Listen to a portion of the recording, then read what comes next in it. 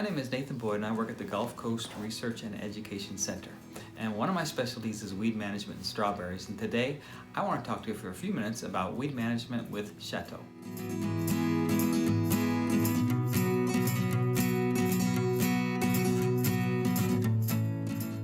Weeds emerge in the space between the raised beds, and they also emerge in the holes that we punch in the plastic mulch for the strawberry transplants here in our plasticulture system in Florida. One of the most common tools used by growers is a herbicide called Chateau, which is a pre-emergence herbicide. You apply it in the row middle, you would apply it on the soil before you see any weeds, and then as the weeds germinate, the herbicide kills them. The other option is to put it underneath the plastic mulch, and then it will kill any weeds that start to germinate and emerge in the planting hole. Focus on the use of Chateau underneath the plastic mulch. You would form the raised bed when you're fumigating. You would apply the Chateau on the surface and then lay the plastic mulch over top.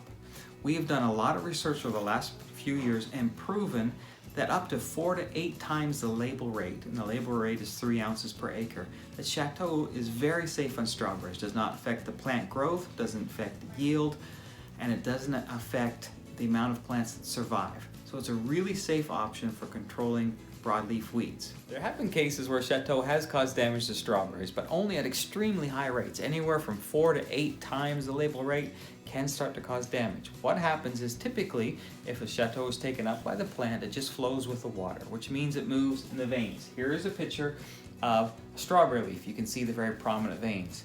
The water is moving up through those veins, and Chateau is carried with it. Once Chateau is exposed to light, that's when it has an effect in the plant. And what happens is the veins turn purple and then brown because Chateau kills the veins. And once the veins are dead, of course, the leaf will die.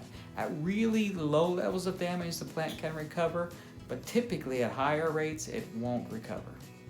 I really want to emphasize that Chateau is safe on strawberries. The only time I've ever seen damage in a commercial field is, 1, the rate was too high, usually caused by a tractor driver slowing down when they're spraying at the end of the rows. 2, if you get uneven application, if there isn't proper agitation in your spray tank. In that case, you can get really high rates in certain parts of the field and no Chateau in the rest of the field.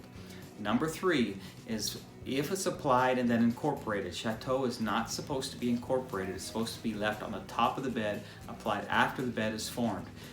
If those 3 things don't happen and you would apply it at 3 ounces per acre, which is the registered rate, I have never seen damage in a commercial field under those conditions. One of the things that makes Chateau very effective is the fact that it persists in the soil. It's not water soluble, so it's not easily washed out of the system. As a matter of fact, you can see in this graph here that we have the amount of Chateau in the soil over time from transplant until the end of the strawberry season. And basically, this line is flat. What that's telling us is the Chateau that we applied underneath the plastic mulch stayed there until the end of the season, which means we should be able to achieve near season-long weed control. I hope you've found this video informative, and thank you for taking the time to listen. If you have any questions, don't hesitate to call me.